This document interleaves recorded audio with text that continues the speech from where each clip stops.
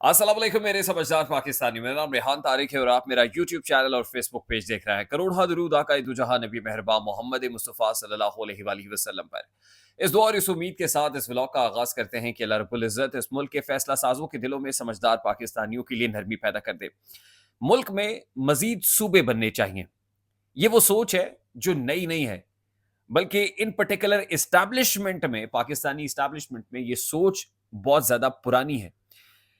एक मीटिंग का तो मैं भी गवाह हूं कि जिस मीटिंग में ये एक प्रपोजल टेबल पे रखा गया कि मुल्क में अगर मजीद सूबे बना दिए जाएं, पंजाब को डिस्ट्रीब्यूट कर दिया जाए, डिवीजन की बेसिस पर किया जाए, सिंध को डिस्ट्रीब्यूट कर दिया जाए, यानी तकसीम दर तकसीम हो जाए, तो कितना अच्छा हो जाएगा। डिस्ट्रीब्यूशन ऑफ रिसोर्सेज बेहतर हो जाएगी, इकोनॉमी को चलाना बेहतर हो जाएगा, इवन सियासत में जो मामलात हैं उसका इर्तकाज एक जगह पर नहीं होगा। अब फिर ये खबर बाहर आ रही है कि chief of the army staff जो आसिम मुनीर ने कराची में जो बिजनेस कम्युनिटी से खिताब किया, उसमें एक मौजू के ऊपर इत्तफाक राय पाया गया, और वो ये कि मुल्क में मजीद सूबे बनने चाहिए। और फिर कहने वाले तो ये भी कह रहे हैं कि लाइकली अगले बरस कोई रेफरेंडम भी हो सकता है कि रेफरेंडम में वोट कीजिए और सवाल पूछा जाएगा अवाम पाकिस्तान से कि क्या आप मुल्क में डिवीजन की बुनियाद पर मजीद सूबे बनाने के हामी हैं, और आपको उसमें ज़ाहिर है रेफरेंडम में यस और नो करना होता है। एक पोल है, पब्लिक पोल है, ओपिनियन है।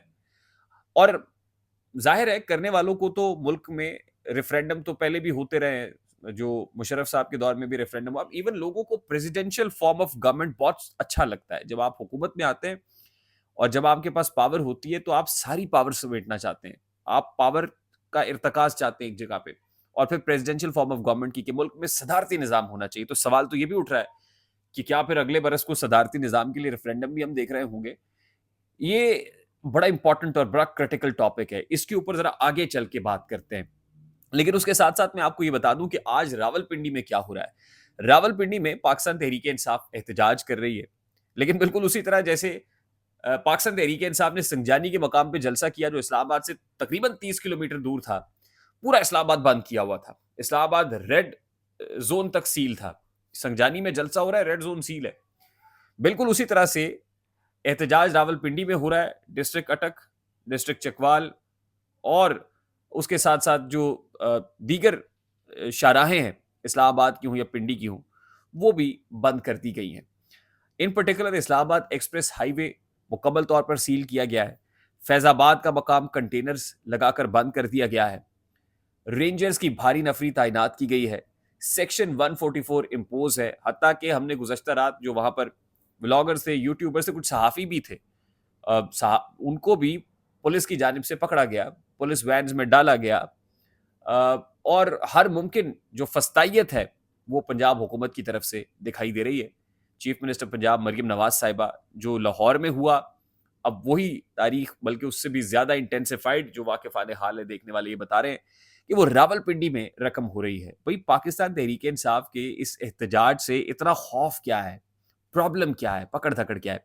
अच्छा, शायद यही वजह है कि प्रिएम्प्टिव मेजर के तौर पर पाकिस्तान तहरीक इंसाफ ने ये फैसला किया कि अपने एमएनएस को मैदान में नहीं उतारना, क्योंकि अबडक्शंस का खतरा है, अगवा किया जा रहा है लोगों को। अगर एमएनएस को, और फिर ये कॉन्शियस अटेम्प्ट हो सकती है कि पार्लियामान में क्योंकि कॉन्स्टिट्यूशनल अमेंडमेंट की बात हो रही है, तो उससे पहले पहले एमएनएस को पकड़ा जाए, अगवा किया जाए, हरासा किया जाए, वफादारियां तब्दील करने की कोशिश की जाए। तो पाकिस्तान तहरीक इंसाफ ने प्रिएम्प्ट करते हुए अपने एमएनएस को कहा कि आपने इस एहतजाज में नहीं जाना, बल्कि आप अपने आप को महफूज करें, महफूज मकामात पर, जगहों पर अपने आप को मुंतकिल कर लें। तो this is what is going on in Rawalpindi. Rawalpindi में ये सारा कुछ हो रहा है, and which is a very sad state of affairs. ये कोई अच्छी बात नहीं है जो आज हम रकम होते हुए देख रहे हैं। आज की गवर्नमेंट ये कर रही है तो ये कल की ऑपोजिशन भी होगी, लेकिन क्या कीजिए कि जब आप हुकूमत में होते हैं तो आपको ये गुमान भी नहीं गुजरता कि आप कभी ऑपोजिशन में भी जा सकते हैं। आपको लगता है कि आपकी हुक्मरानी सदा रहेगी, और यही आज की हुकूमत भी महसूस कर रही है। तो रावलपिंडी में तो ये कुछ हो रहा है। लेकिन वाकिफान हाल ये बता रहे हैं कि कॉन्स्टिट्यूशनल अमेंडमेंट्स का जो दरिया हुकूमत ने पार करना है वो इतना आसान नहीं है। वो कांटों भरी गुजरगाह है, फूलों की सेज नहीं है। और पाकिस्तान तहरीक इंसाफ ने भी बड़ी खामोशी से जो काउंटर स्ट्रैटेजी तैयार की है, वो भी इस हुकूमत के गले पड़ सकती है।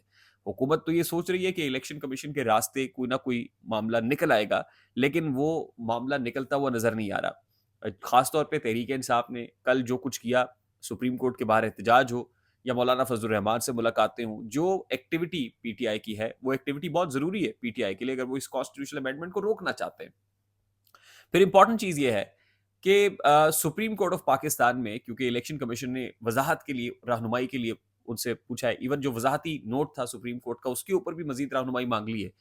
जो इलेक्शन कमीशन के पार्ट पे डिलेइंग टैक्टिक्स नहीं है तो क्या है? इलेक्शन कमीशन कंटेम्प्ट का मुर्तकिब नहीं हो रहा तो क्या है?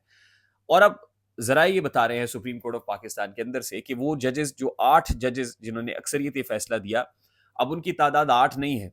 अब जजेस की सुप्रीम कोर्ट ऑफ पाकिस्तान के अंदर जो जस्टिस मंसूर अली शाह के हामी जजेस हैं, उनकी सादा अक्सरियत नहीं है बल्कि 2 तिहाई अक्सरियत है। और कहने वाले तो ये भी कह रहे हैं कि 8 नहीं अब 13 जजेस हैं। शायद यही वजह है कि जो रिव्यू पिटिशन है मखसूस नशिस्तों के फैसले पर वो रिव्यू नहीं लग रहा है और कोई बड़ा बेंच बन नहीं रहा है क्योंकि जस्टिस काजी फायजीसा को पता है कि अगर ये लोग और इसके ऊपर अगर फुल कोर्ट बनेगा तो फुल कोर्ट के अंदर जो प्रपोर्शन है वो आउट है। ये एक बहुत बड़ा डर है, बहुत बड़ा खौफ है कि रिव्यू पिटिशन अगर लग जाएगी और मखसूस नशिस्तों का फैसला हो जाएगा क्योंकि पहले तो रिव्यू इसलिए नहीं लग रहा था कि सुप्रीम कोर्ट ऑफ पाकिस्तान में छुट्टियां थी, जो जस्टिस काजी फायजीसा साहब ने कहा कि छुट्टियां हैं इस वजह, और वो मतलब काजी फायजीसा साहब तो चाहते थे कि ये मामला हो टेकअप हो, लेकिन अब जब छुट्टियां भी खत्म हो गई हैं, सब मामला तो बेहतर हो गए हैं, तो क्या वजह है कि रिव्यू को अब हुकूमत नहीं लगाना चाह रही है, लग रहा है। तो ये एक बहुत बड़ा खौफ और एक बहुत बड़ा खतरा है जो इस वक्त महसूस किया जा रहा है। उसके अलावा और क्या बुनियादी तौर पे मंतक है, क्या रीज़न है? अभी तो supreme court practice and procedure जो ऑर्डिनेंस जारी किया गया है, उसके अंदर भी वाकिफ़ान हाल ये बता रहे हैं कि एक बहुत बड़ी भूल हो गई हुई है। यानी उसमें ये कहा गया है ना कि फर्स्ट थिंग्स फर्स्ट, केसेस जो पहले होंगे जो पहले जो जो अभी रिसेंट आ रहे हैं, ज़ाहिर है वो अपनी बारी पे लगेंगे, जो पहले आ चुके हैं, सबसे पहले उनका फैसला किया जाएगा।